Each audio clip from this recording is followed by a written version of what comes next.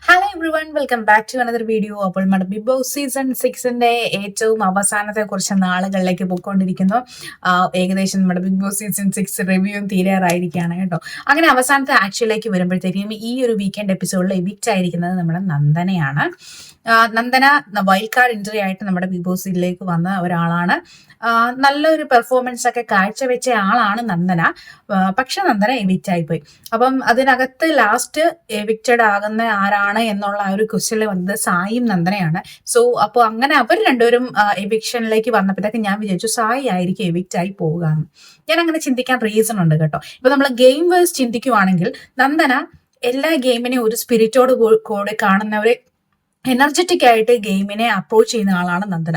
പക്ഷെ സായിനെ നോക്കുവാണെങ്കിൽ സായി കുറച്ച് തണുപ്പൻ മട്ടിലാണ് ഗെയിമിനെ അപ്രോച്ച് ചെയ്യുന്നത്. നമ്മുടെ ടിക്കറ്റ് ഫിനാലെ അതിനകത്ത് ഏതോ ഒരു ടാസ്ക്, ആ മൊയിലിനെ എടുക്കുന്ന ഒരു ടാസ്ക് ആണെന്ന് തോന്നുന്നു. അതിനകത്ത് എനിക്ക് കുറച്ചുകൂടെ സായി കുറച്ച് ആക്റ്റീവായിട്ട് ഗെയിം കളിച്ചു എന്ന് തോന്നുന്നത്. പക്ഷെ അതിനകത്ത് പോലും ലാസ്റ്റ് അഭിഷേകിന് ഒരു മൊയിലിനെ കൊടുത്ത് ഒരു ഒരു ഫെയർ ഗെയിം കളിക്കുന്നതായിട്ട് എനിക്ക് തോന്നിയതല്ല, അതങ്ങനെയാണ് പുള്ളി ചെയ്തത്. സോ അതുകൊണ്ട് ആ ഒരു ഗെയിം സ്പിരിറ്റ് ഇല്ലാത്ത ഒരാള് എന്ന നിലയ്ക്ക് സായി ആയിരുന്നു എവിക്റ്റ് ആകേണ്ടിയിരുന്നതെന്ന് എനിക്ക് തോന്നുന്നു. പക്ഷെ എവിക്ഷനിലേക്ക് വരുമ്പോഴത്തേക്കിനും ഗെയിം മാത്രമല്ല, പ്രേക്ഷകരുടെ വോട്ടും അതിലൊരു വളരെ ഇമ്പോർട്ടന്റ് ആയിട്ടുള്ള ഫാക്ടറാണ്. സോ മേ ബി അതുകൊണ്ടാണ് വോട്ട് കുറവായതുകൊണ്ടായിരിക്കാം നന്ദന ഇവക്റ്റ് ആയി പോയത്. അപ്പൊ ഇന്നലത്തെ എപ്പിസോഡിലെ കണ്ടസ്റ്റൻസ് അവരുടെ ആ ഒരു ബിഗ് ബോസ് ഹൗസിലെ ജേർണി, അതിന്റെ ഒരു അപ്പ് ആൻഡ് ഡൗൺ, ഒരു ഗ്രാഫ് ഒക്കെ പ്ലോട്ട് ചെയ്തൊക്കെ കാണിക്കുന്നുണ്ടായിരുന്നു. സോ അപ്പൊ ഇതിനകത്ത് നമ്മൾ നോക്കുവാണെങ്കിൽ നമ്മൾ ഒട്ടും ഗെയിം കളിക്കുന്നില്ല, ഇവിടെ എവിക്റ്റ് ആകണം എന്ന് പറഞ്ഞിരുന്ന കുറെ ആൾക്കാർ അവരുടെ ഗ്രാഫ് നല്ലപോലെ ഇംപ്രൂവ് ആയിട്ട് നിൽക്കുന്നത് നമുക്ക് കാണാം. അതിലൊരാളാണ് ഞാൻ ഈ പറയുന്ന അർജുൻ, അതുപോലെ തന്നെ ശ്രീതു, പിന്നെ അതുപോലെ പറയാൻ പറ്റുന്ന ആരാണ് നോറ ഒക്കെ നല്ലപോലെ ഗ്രാഫ് ഇംപ്രൂവ് ചെയ്തിട്ട് അവിടെ നിൽക്കുന്നവരാണ്. പിന്നെ ഓഫ് കോഴ്സ് ജിൻഡു ആൻഡ് ജാസ്മിൻ ആ ഒരു ഗ്രാഫ് ഒരു മെയിൻറ്റെയിൻ, ഇച്ചിരി ഒരു അപ്പ് ആൻഡ് ഡൗൺ ഫ്ലക്ച്വേഷൻ ഉണ്ടെങ്കിലും എപ്പോഴും ടോപ്പിൽ തന്നെ ഒരു വൈറൽ കണ്ടന്റ് മേക്കേഴ്സ് എന്നുള്ള നിലയിൽ നിൽക്കുന്ന രണ്ടാൾക്കാരാണ് ജിൻഡോയും ജാസ്മിനും. അതിൽ എനിക്ക് തർക്കമൊന്നുമില്ല, നിങ്ങൾക്ക് തർക്കമുണ്ടോ എന്ന് എനിക്ക് അറിഞ്ഞൂടാ. സോ ഇനി നന്ദനയുടെ കേസിലേക്ക് വരുവാണെങ്കിൽ നന്ദനെ പറ്റി ചുരുക്കത്തിൽ നന്ദനയുടെ ബിഗ് ബോസ് ജേണി പറയുവാണെങ്കിൽ എന്തോ പുലി പോലെ വന്ന് എലി പോലെ പോയി എന്ന് എനിക്ക് പറയാൻ വേണ്ടി പറ്റുള്ളൂ. കാരണം നന്ദന വന്നപ്പോൾ ഭയങ്കര ബിൽഡപ്പ് ഒക്കെ ചെയ്താ വന്ന, ഞാൻ എല്ലാം കൂടി ചെയ്തിട്ട് എന്തൊക്കെയോ ചെയ്യും എന്നൊക്കെയുള്ള ഒരു രീതിയിലാണ് വന്നത്. അപ്പൊ ആ ഒരു വരവ് കണ്ടപ്പോഴേ ഒരുപാട് ആൾക്കാർ പറഞ്ഞു ഇത് ഒരുപാട് നാള് നിന്ന് കത്തൂല, അതിന് മുമ്പേ ഇത് ചീറ്റിപ്പോകും എന്ന് പറഞ്ഞതേ ഉള്ളൂ. അത് ശരിയായിരുന്നു. അപ്പൊ നന്ദനയുടെ കേസിൽ എന്തുകൊണ്ടാണ് നന്ദനയ്ക്ക് പ്രേക്ഷകരുടെ വോട്ട് കിട്ടാത്തത്, അല്ലെ പ്രേക്ഷകരുടെ മനസ്സിലിടം കിട്ടാത്തത് എന്ന കാര്യം അനലൈസ് ചെയ്യുവാണെങ്കിൽ ബേസിക്കലി മനുഷ്യർക്കൊരു ഒരു നേച്ചർ ഉണ്ട്. നമ്മൾ കുറച്ച് പോളിഷ്ഡ് ആയിട്ട് സംസാരിക്കുന്നവരെ, കുറച്ച് മറ്റുള്ളവർ കുറച്ച് അഫെക്ഷനേറ്റ് ആയിട്ട് നിൽക്കുന്ന ആൾക്കാരെയൊക്കെയാണ് നമുക്ക് ഇഷ്ടം.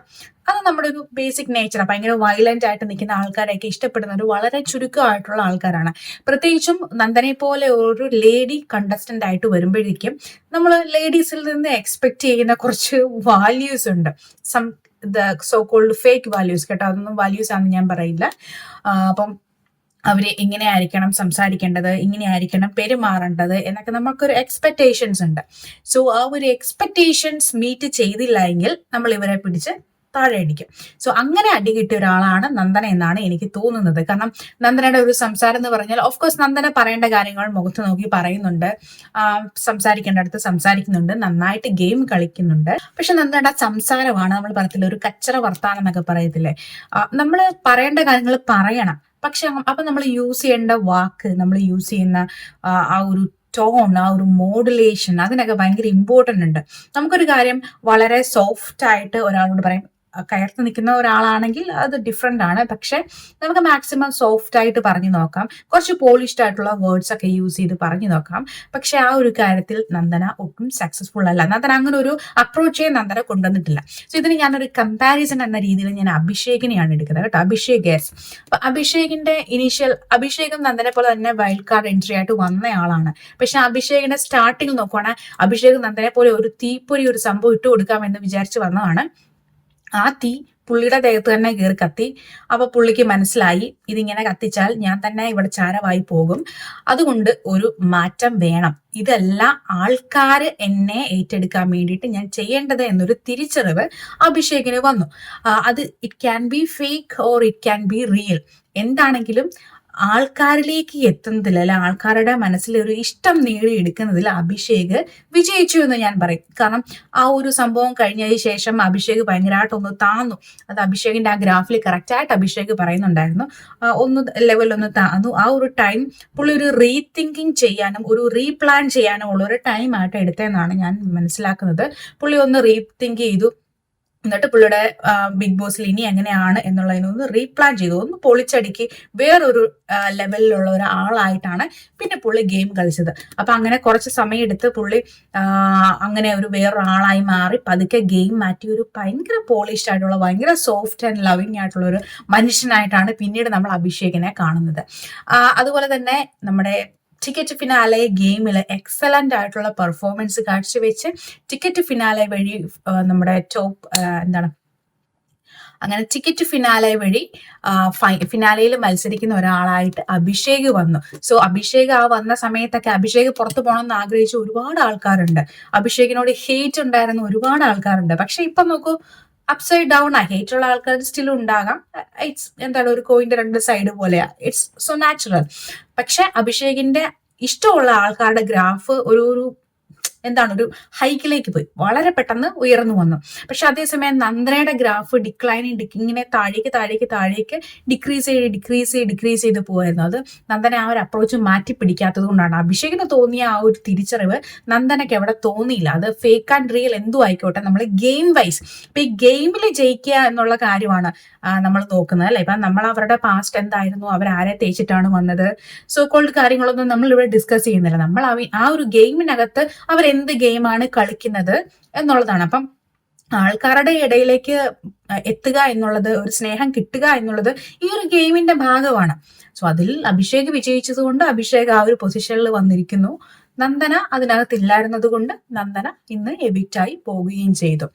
സോ എനിക്ക് തോന്നുന്നു നന്ദന പുറത്തിറങ്ങി കഴിഞ്ഞ് എപ്പിസോഡ്സ് ഒക്കെ കാണുമ്പോൾ നന്ദനയ്ക്ക് മനസ്സിലാവും. ഈ എവിക്റ്റഡ് ആയി ലാലേട്ടൻ്റെ അടുത്ത് ചെന്ന് നിൽക്കുമ്പോൾ തന്നെ അവരൊരു ക്ലിപ്പ് കാണിക്കുമല്ലോ, ഒരു നച്ചൽ എന്തായിരുന്നു അവരതിനകത്ത് എന്നുള്ളത് കാണിക്കുമല്ലോ.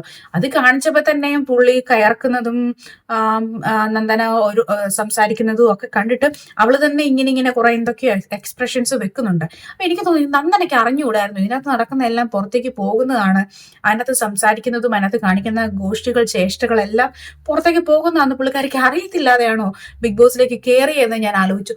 ഇതൊക്കെ പുറത്തേക്ക് വന്നു, ഇതൊക്കെ ആൾക്കാർ കണ്ടോ എന്നുള്ള രീതിയിലാണ് നന്ദന ആ സ്ക്രീനിൽ കാണിച്ച വിഷ്വൽസ് ഒക്കെ കാണുന്നത്. നിങ്ങൾ ഒന്നുകൂടെ പോയി വേണമെങ്കിൽ ചെക്ക് ചെയ്ത് എപ്പിസോഡ് എന്താണല്ലോ അവിടെ ഉണ്ടല്ലോ. ഇതൊരു മെയിൻ ആയിട്ടുള്ള റീസൺ ആയിട്ട് ഞാൻ പറയുന്നുണ്ടെങ്കിലും ലാസ്റ്റ് നമ്മുടെ ടിക്കറ്റ് ഫിനാലെ ആ ഒരു സംഭവത്തിനകത്ത് നന്ദനയുടെ പെർഫോമൻസ് വളരെ ബോറിംഗ് ആയിരുന്നു. ആ ഒരു സമയത്ത് നമ്മുടെ പെങ്ങൾ പാസം വന്നു, ചേട്ടന്മാര് രണ്ടുപേരും കൂടി നന്ദനയ്ക്കൊരു വീട് എന്നുള്ള ഗെയിം ബിഗ് ബോസ് മാറ്റി നന്ദനയ്ക്കൊരു വീട് എന്ന ഗെയിം സ്റ്റാർട്ട് ചെയ്തതോടെയാണ് നന്ദന അടപടലം പൊളിഞ്ഞു പാളീസായി പോയത് എന്നാണ് ഞാൻ വിശ്വസിക്കുന്നത്.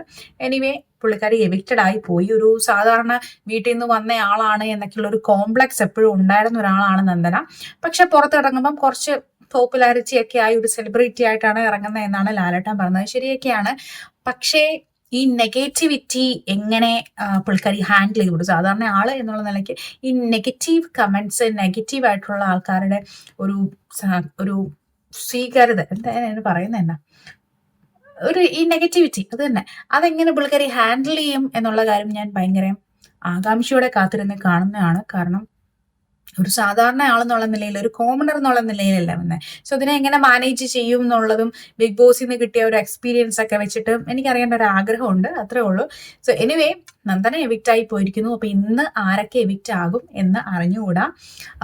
ഞാൻ കഴിഞ്ഞ വീഡിയോയിൽ പറഞ്ഞായിരുന്നു നോറ എവിക്റ്റ് ആകാൻ ചാൻസ് ഉണ്ട് എന്ന്. പക്ഷെ നോറ ആ ഒരു വീക്കെൻഡ് കഴിഞ്ഞതിന് ശേഷം ഉണ്ടല്ലോ, നോറയുടെ ഗ്രാഫ് നോറ നന്നായിട്ടൊന്ന് പൊളിച്ചടുക്കി പണിതിട്ടുണ്ട്. സോ ഞാൻ പറഞ്ഞു നോറ എവിക്റ്റ് ആകാൻ ചാൻസ് ഉണ്ടെന്ന് പറഞ്ഞു. എവിക്റ്റ് ആകും എന്നല്ല പറഞ്ഞത്, ചാൻസ് ഉണ്ട്. അപ്പോൾ കുറച്ചധികം ബാലൻസ് ചെയ്ത് പുള്ളിക്കാരി അവിടെ നിൽക്കുന്നുണ്ട്. അപ്പൊ എന്താണ് ഇനി നടക്കാൻ പോകുന്നത് നമുക്കറിയാം. അടുത്ത വീഡിയോയിൽ വീണ്ടും കാണാം. ബൈ.